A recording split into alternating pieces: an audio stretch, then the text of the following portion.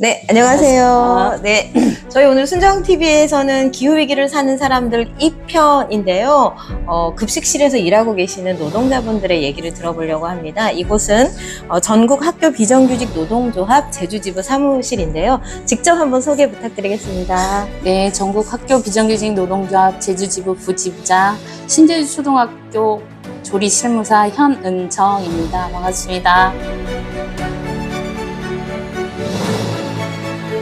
와, 그러면 여기 노동조합 일만 하시는 것이 아니고 직접 현장에서 일도 하고 계신 거네요. 네, 현장에서 제가 한 1개월째 일을 했고 다시 노동조합 이제 전임을 하게 되었습니다. 그러면 올여름이 진짜 제주가 너무 뜨거웠거든요. 막 폭염 일수가 막 제주시 같은 경우에는 30일 가까이 되고 막 네. 이랬는데 일하시기 너무 괴로우셨을 것 같은데 에어컨은 있습니까? 네, 에어컨은 있고요. 네. 있어도 있으나 마나한 에어컨이 됩니다. 너무 왜요? 더워서. 아, 저희가 지금 현재도 아침에 이제 급식실에서 조리를 하게 되면 에어컨 이런 거 다 트는데, 그 조리실의 온도를 보니까 31도가 평균이더라고요. 에어컨 켰는데 31도예요? 네, 맞습니다. 밖이나 아니나 뭐 똑같은 네, 더 상황. 덥죠. 그리고 불 가까이, 그거는 그냥 공중에서 재는 거고, 불 가까이에서 조리를 해야 되니까, 거의 막 너무 뜨거워가지고 옆에 찬물을 놓고 거기에 손을 담그면서 일을 해야 되는 상황입니다. 저희가 사실은 급식 뭐 이렇게 얘기를 떠올렸을 때 뭐 친환경 식재료, 안전한 먹거리 이런 주제들로만 고민을 하고 이야기를 좀 나눠봤는데 오늘은 그 먹거리를 만들기 위해서 그 급식 노동자분들이 어떤 환경에서 일하고 있는지를 좀 들여다보고 싶은 거거든요. 그러면 지금 현수정님께서 일하고 계신 그 조리실을 간단하게 그림 그리듯이 설명해 주실 수 있어요? 일하는 분은 몇 분이고 뭐 어떤 네, 구조고. 저희 학교는 조리 영양사님 계시고, 그 다음에 조리 종사자가 11명입니다. 네. 급식실은 크게 세 구역으로 나눌 수 있는데요. 전처리실, 그 다음에 조리실, 세척실로 이렇게 나뉘는데, 처음에 식재료가 들어오면 전처리실에서 뭐 야채를 다듬고 뭐 고기 손질하고 이렇게 하는 과정을 거치고 그 과정을 거치면 조리실로 들어가서 이제 불로 익히고 하는 과정이고 그 다음에 이제 다 조리가 되고 나면 이 조리는 뭐 우리가 아무 때나 뭐 조리를 하는 게 아니라 배식하기 2시간 안에 조리한 것만 배식을 할 수 있습니다. 이 식중독 사고 예방 때문에. 그래서 뭐 일찍 가서 일찍 마무리할 수 있는 이런 상황도 아니고 배식 시간에 맞춰서 조리를 해야 되고 그다음에 배식을 2시간 동안 하고 저희 학교 같은 경우에는 11시 10분부터 배식을 해서 첫 배식이 11시 10분부터 시작을 하고 1시에 마지막 배식을 하면 1시 20분 정도의 배식이 끝납니다. 그러면 저희가 점심을 1시 30분에 먹어요. 그러고 나면 이제 아이들이 먹고 난 뭐 식판이랑 이런 거, 그 다음에 거기에 사용했던 조리 도구, 이런 것들을 다 이제 세척하고, 그 다음에 소독, 그 다음에 이제 아이들이 밥을 먹었던 곳, 식당, 그 홀을 청소하고 나머지, 뭐 조리할 때 그 전처리실, 조리실, 세척실 청소하고 이렇게 하면 하루 일과가 끝납니다. 근데 저는 지금 깜짝 놀란 게 조리를 담당하시는 노동자분들이 11분이라고 했는데 신제주 초등학교 학생 수 엄청 많다고 저는 알고 있는데요. 저희가 식수 인원이 1,300명이 조금 넘더라고요. 그러면 1인당 몇 명을 지금 하는 거죠? 계산을 해봐도 120명 가량 되는 거죠. 아, 이거 너무 많은 거 아닌가요? 이런 많죠. 기준이라는 것이 있나요? 네, 인원 기준은 기준이? 있는데요. 네네. 이게 기준이 교육청에 뭐 기준이라고 해서 기준이 없는 거죠. 120명당 한 명씩 배치한다라고 하지만 왜 120명당 한 명인지 기준이 없는 게 기준인 거죠. 그러니까 우리가 요거 가지고 노동조합에서 되게 오랫동안 투쟁을 해왔는데 군인은 65명당 한 명이고 병원도 그 정도 되거든요. 네. 근데 똑같은 공공기관에서 일을 하는데 아이들이 조금 어리다는 이유만으로 그렇게 되는데 사실은 제가 제일 화가 많이 나는 것 중에 하나가 특수학교인데요. 특수학교, 우리 제주도에 영재학교가 있는데 거기는 학생 수보다 선생님 인원수가 더 많습니다. 그러면 어른 기준으로 해야 되잖아요. 그렇죠. 근데 그것도 없고, 예를 들어 남자 고등학교 같은 경우에는 보통 아이들의 3배 이상을 먹는데 그 기준이 없는 거예요. 그냥 학생 수 기준, 식수 인원 기준인데 아이들의 먹는 정도라든지 그 다음에 급식실 규모라든지 이런 거를 가지고 배치 기준을 마련을 해야 되는데 그런 거 전혀 없고 그냥 식수 인원만 기준으로 하니까 일은 되게 힘들죠. 학교마다 가지고 있는 기구라든지 아니면 식당의 규모라든지 이런 거 다 다르기 때문에 그런 걸 고려해가지고 사람을 배치해야 되는데 그런 게 없이 그냥 밥 먹는 숫자만 가지고 이제 사람을 배치하니까 너무너무 힘들고 그 다음에 뭐 이식하는 학교도 있고 이식이라는 건 밥 2번 먹는다는 거죠. 예, 그냥 삼식은 밥 3번 먹는다는 예, 거죠. 저희 같은 경우에 삼식하는 학교는 그렇게 많지 않은데 지금 고등학교 같은 경우에는 대학 입시 때문에 보충 수업 뭐 야간 자율학습 이런 것 때문에 저녁에 석식을 제공하는데 이 석식을 제공하는 학교 같은 경우에는 다른 일식하는 학교의 노동의 거의 진짜 2배 이상의 노동 강도가 요해집니다. 그래서 근데 그런 학교 우리는 2배 이상의 일을 하고 있는데 그런 학교 같은 경우에 딸랑 1명만 더 배치를 하고 그 1명을 더 추가 인원 딱 1명만 배치한다고요? 네네. 그래 놓고는 노동 강도는 2배 이상의 예, 노동 맞습니다. 강도인데요. 그거 너무 착취 아닌가요? 착취죠. 노동 착취죠. 와, 저는 이해가 안 됐던 게 아까 군인도 뭐 60명에 1명을 배치한다는데 남자 고등학교도 사실은 60명에 1명 해야 되는 건 그렇죠. 아닌가요? 예. 근데 이렇게 너무나 뭐라고 하면 좋지? 평균적으로 말이 안 되게 이렇게 네. 배치 기준을 했다는 게 초기부터 이렇게 쭉 해온 것이죠, 지금. 네네. 저희가 배치 기준이 작년에 2022년도에 이제 TF를 꾸려가지고 한 번 원래 사실 변경된 거긴 하지만 턱없이 모자라고 지금 급식실의 노동 강도가 너무 이제 높기 때문에 급식실의 결혼이 되게 많거든요. 지금 제주 같은 경우에도 지금 한 80명 이상이 지금 80명 정도가 결혼인 걸로 알고 있습니다. 신규 채용을 했다가 하루 만에 나간 사람.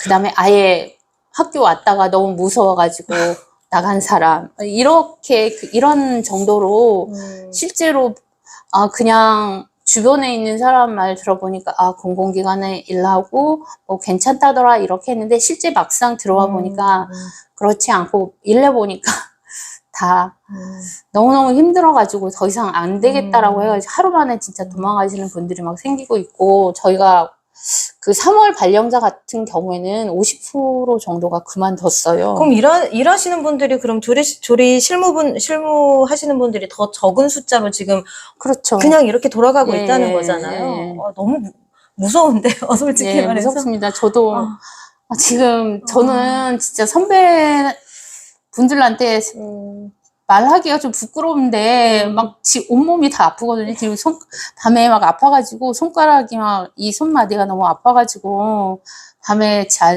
제대로 잠을 잘 수가 없고 무릎 아파가지고 운동을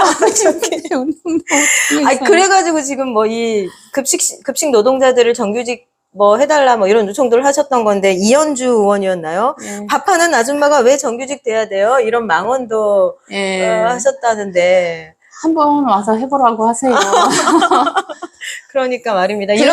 급식실이 그냥 밥만 하는 게 아니라 아이들의 영양과 위생 이런 거를 다 신경 써서 하는 곳이기 때문에 단순히 집에서 할 때도 그렇게 하지는 않거든요. 네. 그거보다 더 많이 신경 쓰고 또 요즘 아이들은 자기 의사를 정확하게 밝히기 때문에 아이들이 원하는 메뉴도 가끔 해야 되고 하는 것들이 있기 때문에 영양사 선생님부터 조리 실무사 선생님들까지 너무너무 그런 거를 많이 신경 쓰고, 이제 배식할 때도 아이들한테 건네는 말 한마디까지도 다 신경을 써야 되기 때문에 저희가 그냥 밥하는 아줌마가 아니랍니다. 그렇죠. 우리 옛날에 뭐 유교 문화긴 합니다만은 뭐 식탁 교육 이런 거 네, 사실은 밥상머리 교육. 그렇죠. 밥상머리 교육을 지금 직접 학교에서 네. 직접 아이들과 대면해서 하고 있는 거잖아요. 네, 좀 더 안정적인 노동 조건에서 일할 수 있어야 하는 진짜 중요한 그렇죠. 항목인 것 저희가 같습니다. 너무너무 제가 딱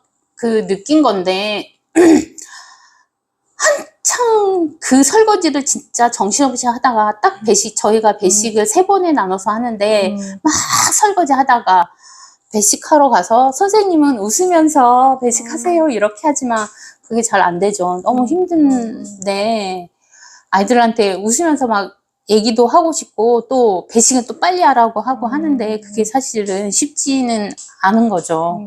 그렇죠.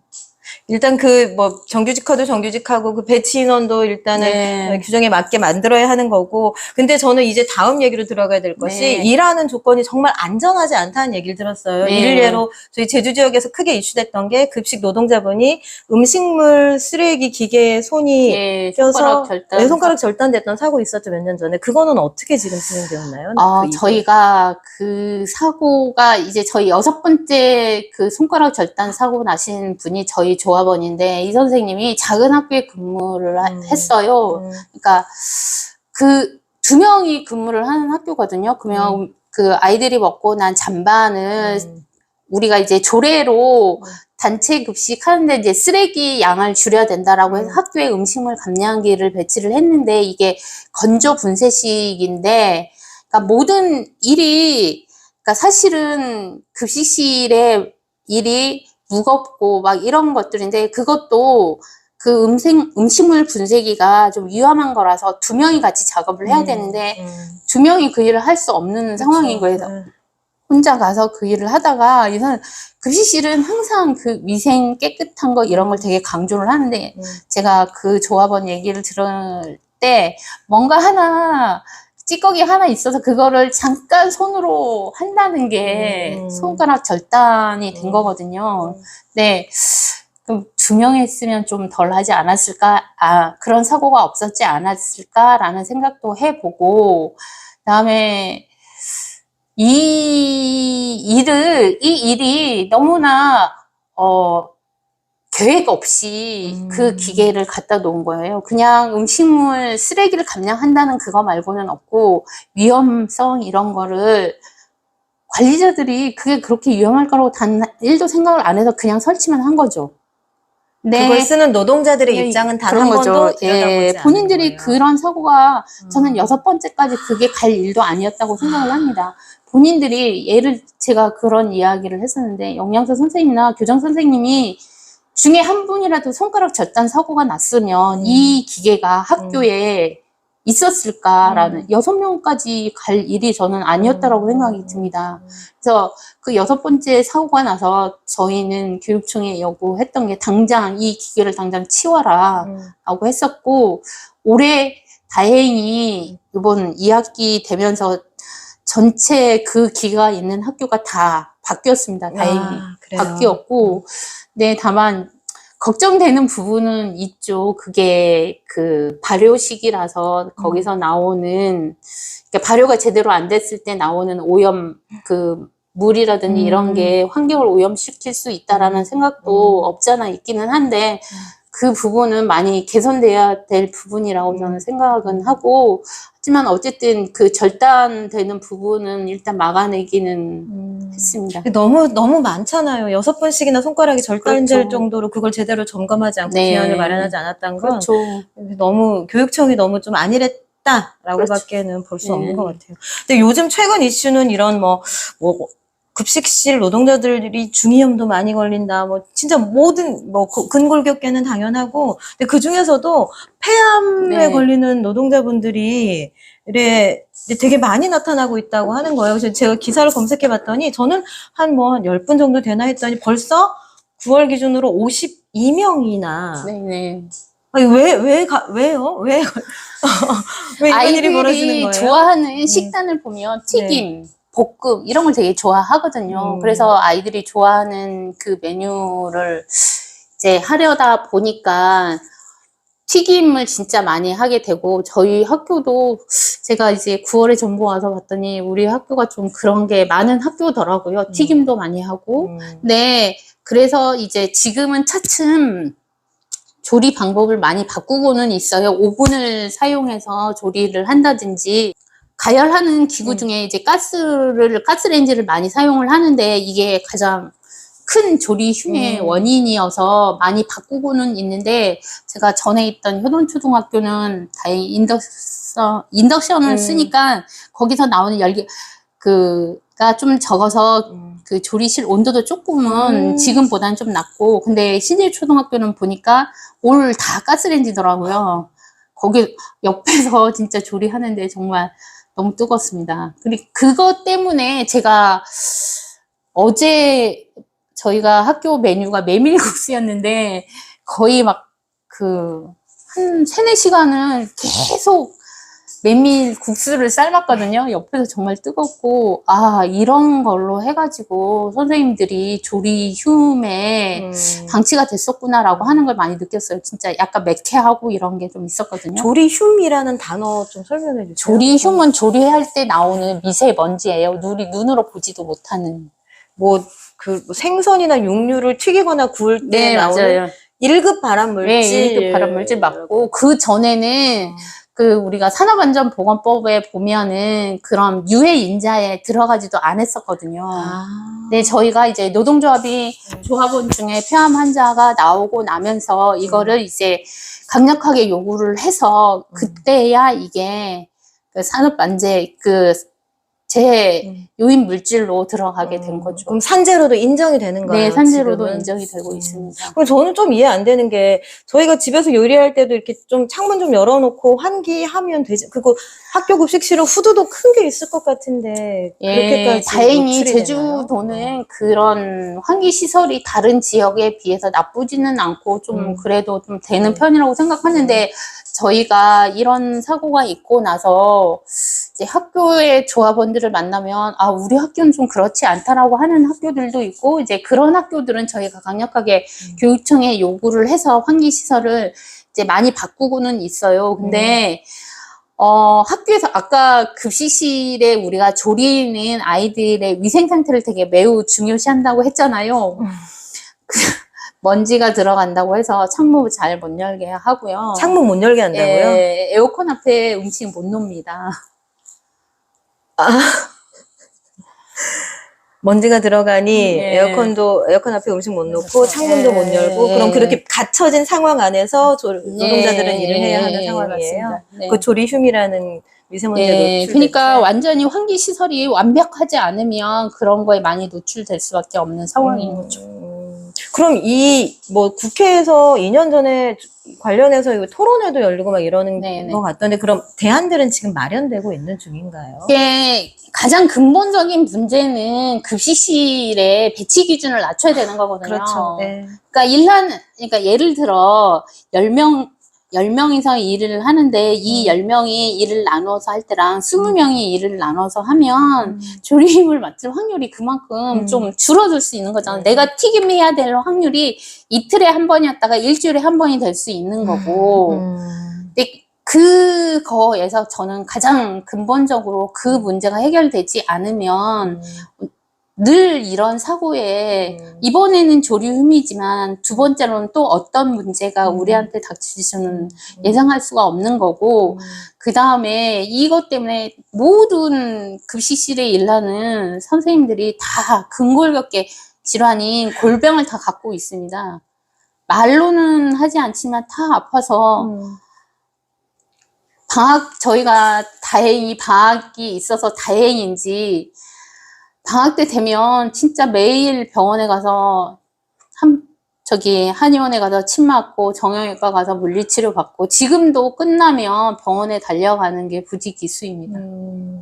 어떻게든 이 노동 강도를 낮출 수 있도록 좀 더 적극적으로 그렇죠. 해야 되는 것이고, 최종적으로는 좀 더 안전한 그 노동 환경뿐만이 아니라 직업 환경, 정규직 채용을 통해서 좀 더 안전하고, 그걸 뭐라고 하면 좋을까요? 안전하고 저희가 말을 할 때 안전하고 건강한 일터를 만들어야 되는 건데, 그렇게 하려고 하면 그렇게 해야지만이 아이들한테도 건강한 급식을 제공할 수 있는 거고, 거기에서 저는 또 하나는 교육청은 공공기관이기 때문에 좋은 일자리를 제공하는 그렇죠. 것도 저는 하나의 이 역할이라고 생각을 하거든요. 근데 그냥 아이들한테 그냥 맛있는 밥만 제공하는 게 아니라 이 아이들이 자라나서 또 다시 급식실에서 일하는 노동자가 돼야 되기 때문에 그 아이들을 위해서 저는 급식실이 정말 안전하고 건강한 일터가 돼야 된다라고 저는 생각을 하고 있습니다. 이렇게 올여름 이 괴로운 시기를 겨우겨우 넘기고 예. 있는데 딱 이렇게 떠올렸을 때 이렇게 딱 기억에 남는 어느 순간이 있어요? 올여름 지내시면서 일하시던 광경 중에?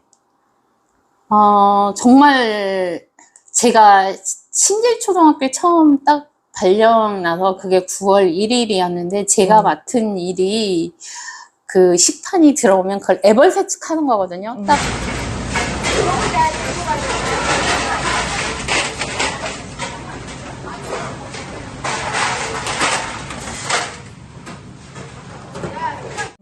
첫날 일했는데 손에 화상을 입었어요. 왜요? 물에 화상을 처음 입어. 지금도 그 자국이 남았는데 손톱에 멍이 들고 와, 제가 그 전에 있던 학교는 식수인은 280명인데 1300명인 학교가 이런 차이가 있구나라고 하는 걸 처음 느꼈어요.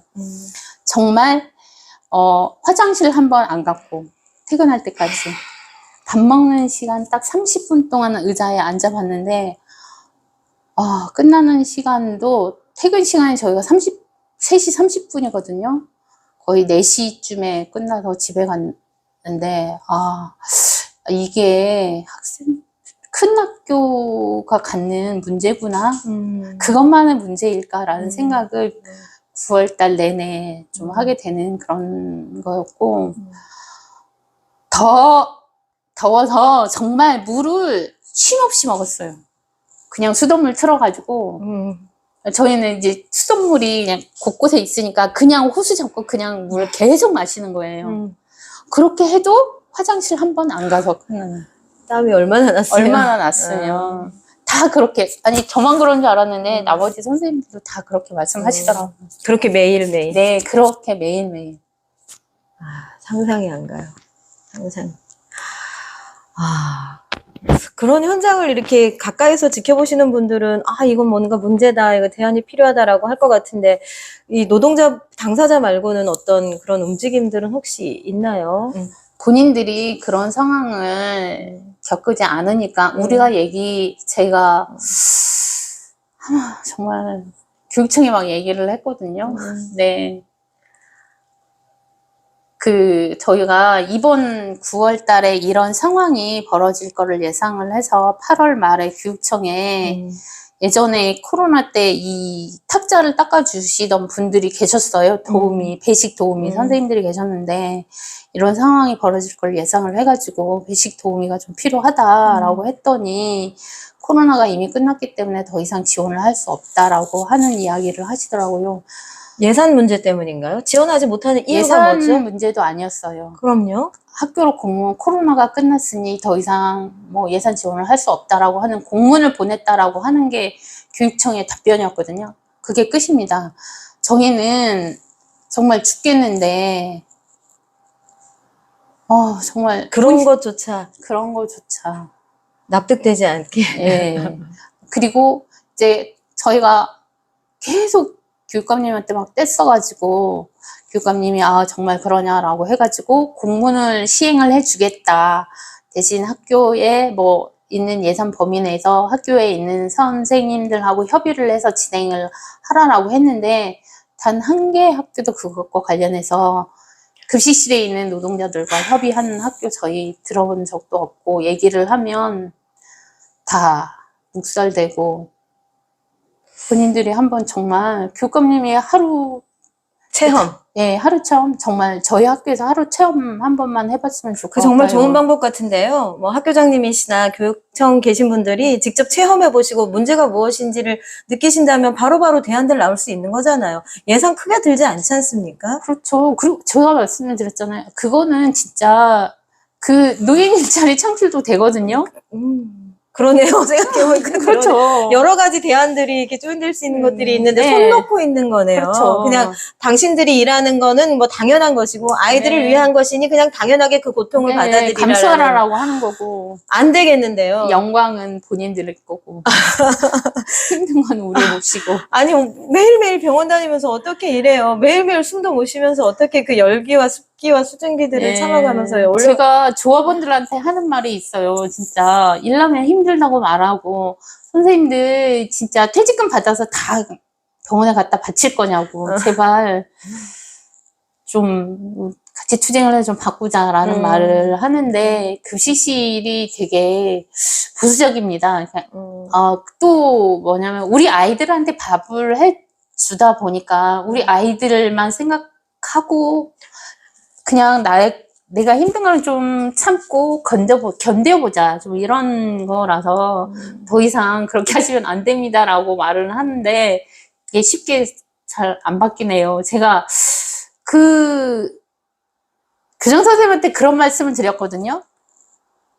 지금 어디에서 빗자루를 들고 청소하는 데가 어디가 있냐.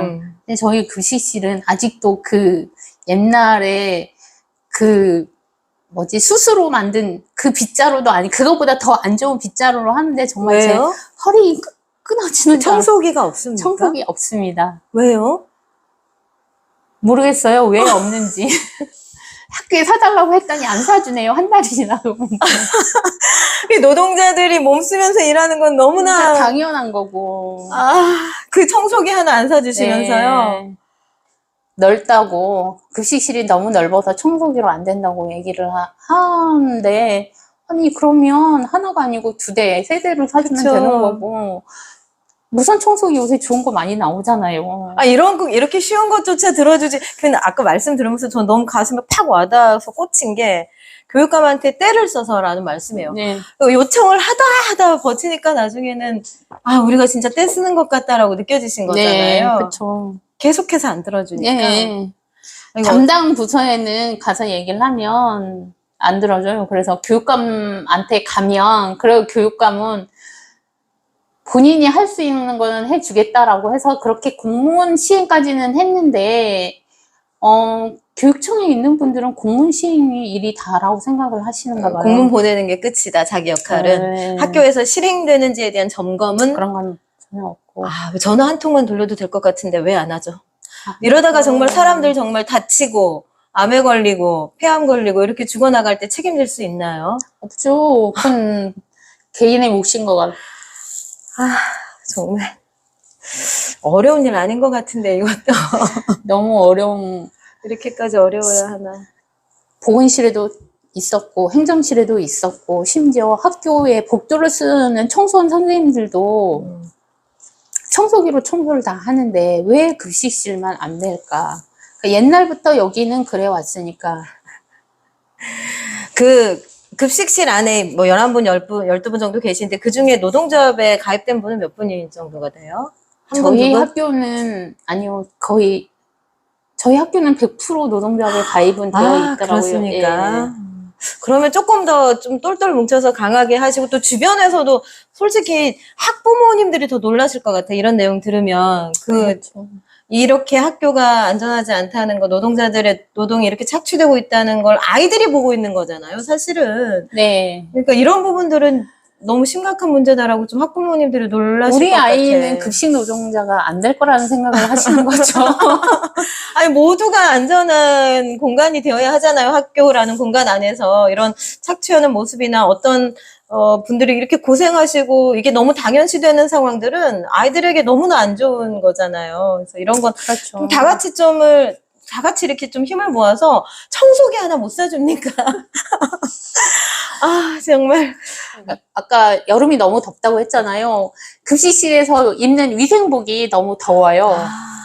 저희는 항상 긴 옷을 입어야 되는데 저희가 올해 그 여름에 했던 것 중에 하나가 위생복을 기능성 위생복으로 좀 바꿔달라라고 했는데 그 기능성 위생복으로 바꾼 학교가 전체 학교 중에 10학교도 안 됩니다. 전체 학교가 몇 개인데요? 전체 학교가 190개 정도 되거든요. 5%밖에 안 돼요. 예, 정말 웃기죠. 예산은 내려갔는데요?